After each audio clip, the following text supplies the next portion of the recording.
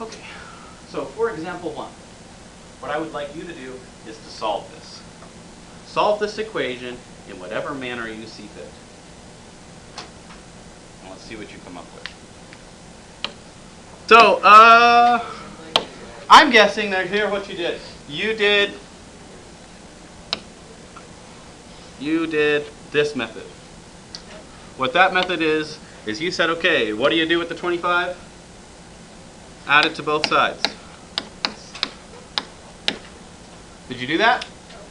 You did it? Great! Some of you did. And then you took the square root of both sides and you said, well, that's plus or minus radical 25, which means that x is plus or minus 5. Did anyone do something different? Okay. I did the thing where, like, what we were doing before, like, Good. x plus 5, x minus 5, and it said 0. I was hoping someone did that. I just didn't see it as I was going around. So here you could factor it. X minus 5, x plus 5 equals 0. And that gives you your two solutions, right? Each one that makes the parentheses 0, which would be 5 and negative 5. We're going to explore this square root property idea today in more depth. Because the factoring one only works if I have, for example, a difference of squares. X squared minus 25, or x squared minus 16, or x squared minus 9. But what if it was x squared minus 10, or x squared minus 20? Then it would be more difficult to factor, in fact, not possible. So we're going to take this equation here, and we're going to solve this using this square root property. This thing that says once you get this perfect square, then you take the square root of both sides. So I'm going to start off with a problem that I've kind of created to show you the process a little bit, and then we'll do some problems that I haven't made up, that are more challenging than our real world, that we can use the completing the square method for. So this is x squared plus 10x plus 25 equals 49.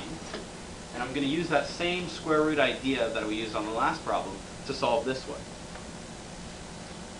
Remember, x squared minus 25 on the last problem was a perfect square. It was a difference of perfect squares. This x squared plus 10x plus 25 is also a perfect square trinomial.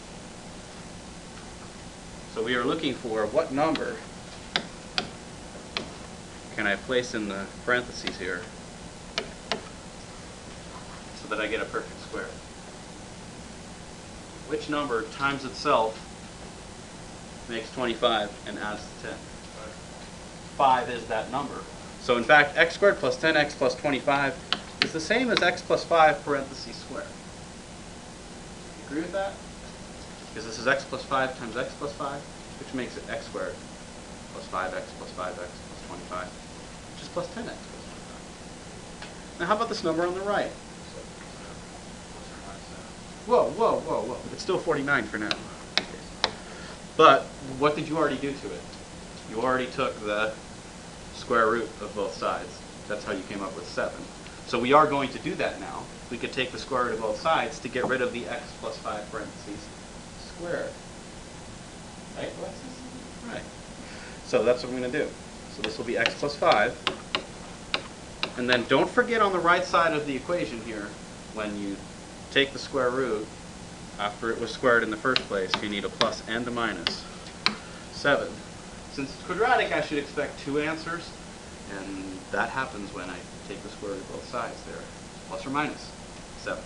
Because there are 2 numbers that multiply together to make 49. 7 is one of them, 7 times 7. Negative 7 is the other. Okay. Now you can solve for x. How do we get the x alone? We subtract 5 from both sides. So this is plus or minus 7 minus 5. Kind of looks weird with the plus or minus there. Everyone else thinks that too. So you need to keep going. It's best to just split it up into 2 parts. One of these things is asking you to take positive 7, subtract 5. The other one is asking you to take negative 7, subtract 5. So my solutions then become 2 and negative 12. The wonderful thing about algebra, why I like algebra better than geometry, is my solutions I can always check to see whether or not I've done this correctly.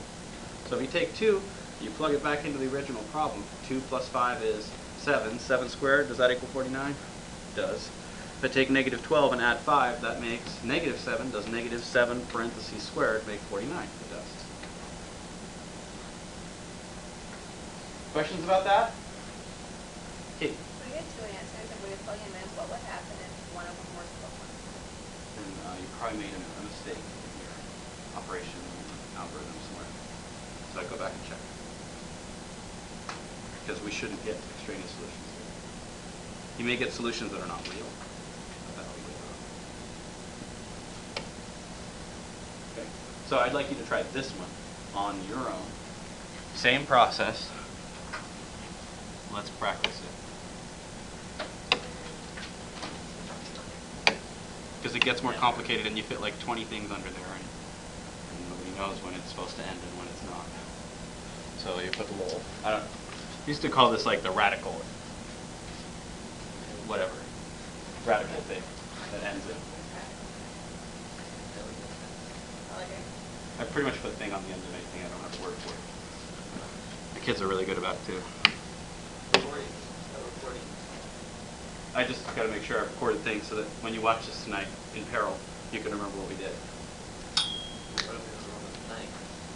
It's okay. Don't worry about the thing. Just remember to put this thing at the end so that you know that thing makes the thing means it's over. I don't believe we forgot about that thing. Xander!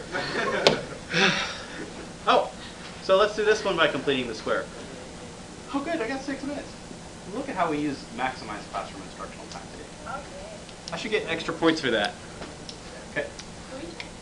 Whoever's listening to this. Maybe it's Mr. Langston. I don't know. So. What's the NSA? What's that? Literally count. Okay. So what's different about this kind of a problem? The number in front of the square. Fractions. Yeah. There's a number. There's an a value that's not 1. No, it's not.